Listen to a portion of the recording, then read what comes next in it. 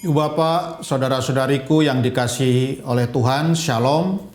Selamat berjumpa kembali dalam Renungan Harian Katolik Paroki Tomang, Jakarta. Hari ini hari Jumat, tanggal 20 Februari tahun 2026. Tema renungan kita hari ini adalah dipanggil untuk bersukacita.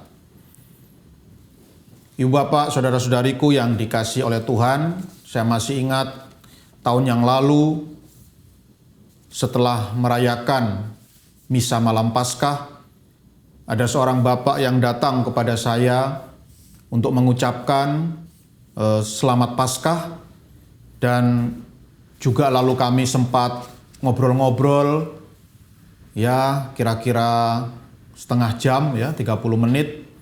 Dan dalam obrolan itu, bapak ini mengekspresikan atau menyampaikan rasa syukurnya kepada saya. Ya, bapak ini berkata kepada saya, dia sangat senang, penuh sukacita dan sangat bersyukur bahwa di masa Prapaskah tahun 2025 yang lalu dia berhasil memenuhi resolusinya atau niatnya untuk mengurangi kebiasaan merokoknya. Ya, jadi bapak ini mengatakan kepada saya bahwa dalam satu hari dia biasanya menghisap 3 bungkus rokok. Dan di masa Prapaskah tahun 2025 yang lalu dia berhasil mengurangi jatah rokoknya setiap hari dari 3 bungkus menjadi sebungkus. Ya, jadi dia setiap hari merokok hanya 1 bungkus, sehingga dia bisa menyisihkan jatah rokoknya setiap hari sebanyak 2 bungkus. Ya. Jadi rupanya rokoknya ini rokok mahal begitu ya, karena dari hasil pantang merokok ini, ya artinya dari hasil mengurangi jatah rokok setiap hari dari 3 bungkus menjadi 1 bungkus, dia bisa menyisihkan uang sebanyak 1 juta rupiah. Ya. Dan kemudian uang 1 juta rupiah inilah yang dia sumbangkan atau yang dia berikan dalam APP atau aksi puasa pembangunan. Ya. Jadi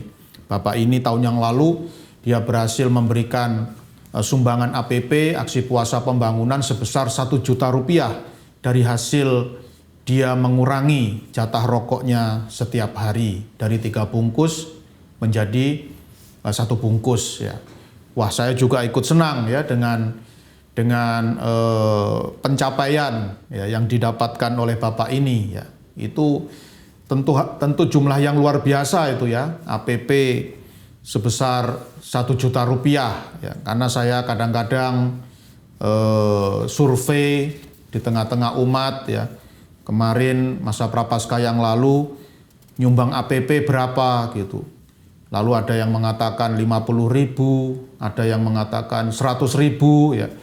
Nah, itu bagi saya sangat memprihatinkan ya, karena ya umat ini setiap tahun pasti pergi ke Eropa ya, pasti pergi ke Eropa, ke Jepang, ke Seoul, ya, ke Korea ya, jalan-jalan ke luar negeri, ya masa APP-nya cuma 50.000 ya, masa pantang dan puasa ini 40 hari ya, masa hanya menyumbang APP 50.000 ya, saya kira itu kurang proporsional ya, mengingat hobinya yang setiap tahun jalan-jalan ke luar negeri ya.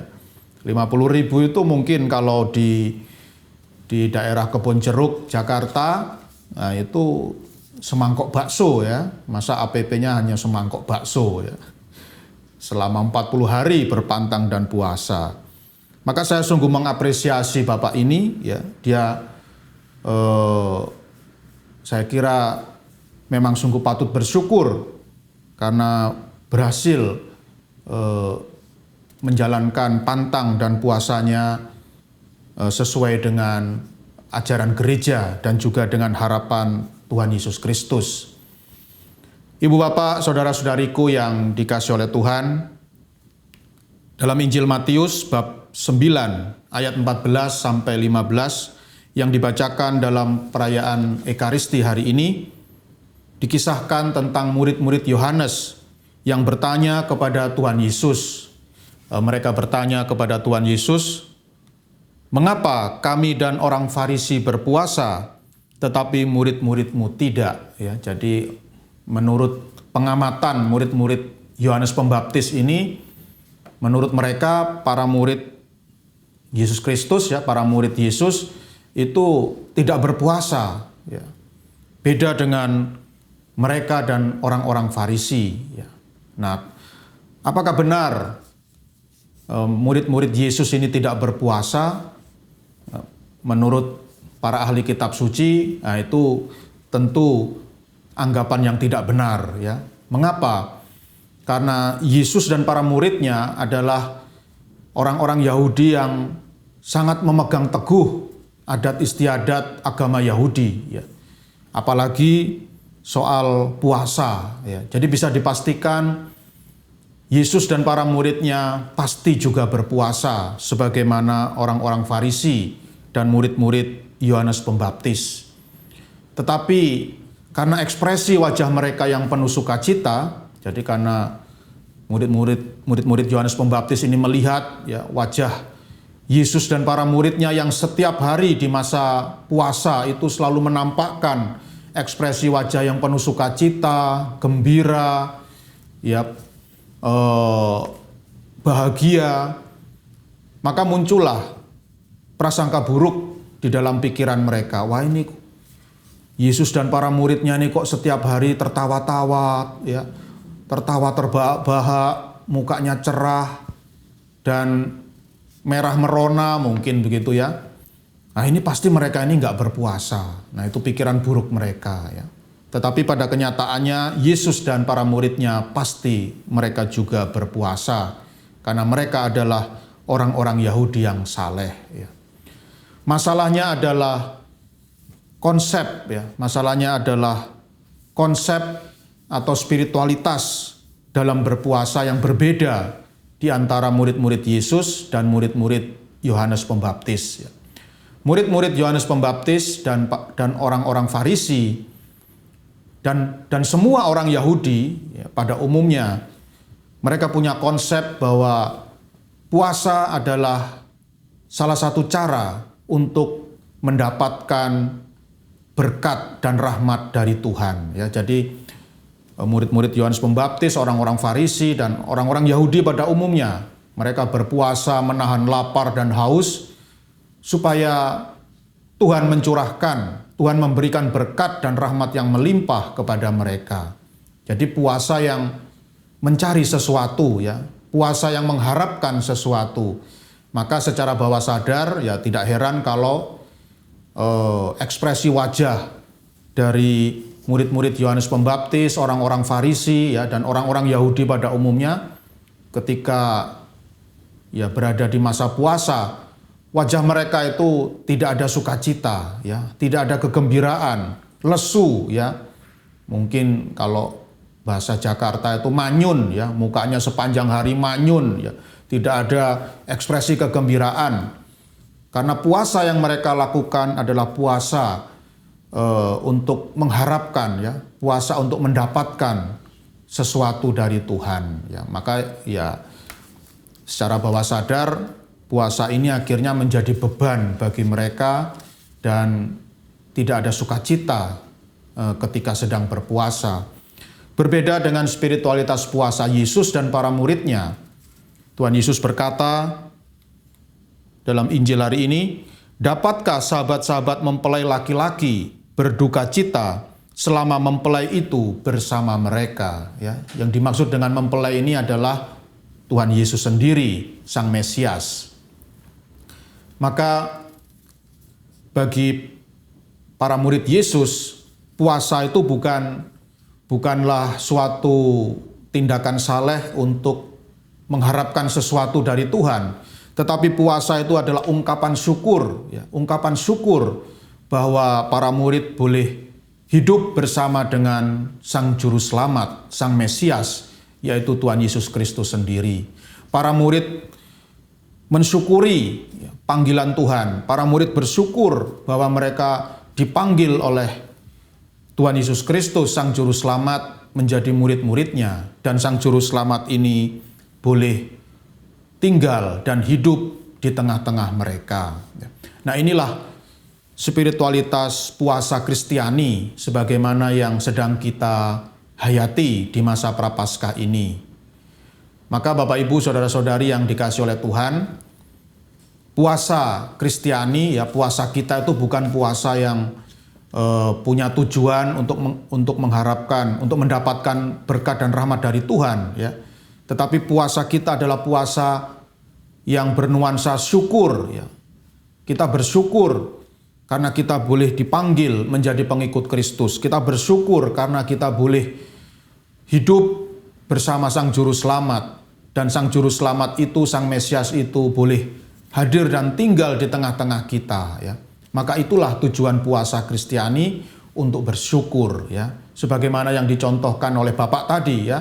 Bapak tadi sungguh-sungguh menjalani masa puasa dan pantang dengan sangat baik, ya. Jadi setiap hari dia biasa merokok 3 bungkus, dia berhasil mengurangi dari 3 bungkus menjadi 1 bungkus, ya. Maka harga 2 bungkus itu dikalikan 40 hari, ya, dikalikan 40 hari masa Prapaskah, dan akhirnya diwujudkan dalam sumbangan APP, ya, aksi puasa pembangunan sebesar 1 juta rupiah, ya, 1 juta rupiah dari hasil mengurangi jatah rokok setiap hari. Nah, itu mungkin itu bisa menjadi inspirasi bagi kita, ya, menjadi contoh bagi kita, ya. Saya sendiri juga, saya ini seorang penggemar bakso, ya. Jadi saking gemarnya dengan bakso, ya, maka saya punya jadwal setiap hari Senin dan Kamis itu jadwal saya pergi ke warung bakso, ya. Dan sekali makan bakso saya habis 50.000, ya. Karena biasanya habis 3 mangkok saya, belum es jeruknya, ya. Jadi 50.000, dan selama masa Prapaskah saya punya komitmen stop, ya. Stop untuk pergi ke warung bakso selama 40 hari, ya. Kecuali kalau dikirimi, ya. Kalau dikirimi, ya saya nggak boleh menolak, ya. Nanti kalau saya tolak, bapak atau ibu yang mengirimi bakso bisa sakit hati, ya. Nah, tapi saya yang jelas selama 40 hari masa Prapaskah saya tidak pergi. Saya sama sekali tidak pergi ke warung bakso lalu membelanjakan uang saku saya untuk beli bakso, ya. Dan ternyata luar biasa, ya, dari hasil pantang pergi ke warung bakso selama 40 hari masa Prapaskah itu, saya bisa menyumbang APP sebesar 400.000, ya. Wah, ini luar biasa. Saya sungguh merasa bangga, ya. Dibandingkan Bapak Ibu yang tadi saya ceritakan, ya, masa Prapaskah hanya menyumbang APP sebanyak 50.000, ya. Padahal hobinya tiap tahun pergi ke luar negeri, ya. Ini kan nggak proporsional, ya. Saya yang jarang keluar negeri bisa 400.000, ya. APP saya itu, wah, itu luar biasa, gitu. Nah, Bapak Ibu Saudara-saudari yang dikasihi oleh Tuhan, maka marilah, ya, kita semua sedang berada di masa Prapaskah yang penuh rahmat, ya. Mari kita hayati masa pantang dan puasa ini sesuai dengan spiritualitas kita sebagai orang Kristiani.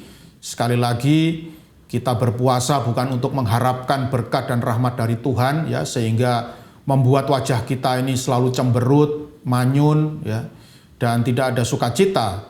Tetapi kita berpuasa karena kita mau mensyukuri, ya, mau mensyukuri panggilan kita sebagai orang Kristiani, karena Sang Juru Selamat boleh tinggal dan hadir di tengah-tengah kita, karena Sang Mesias boleh hidup bersama kita.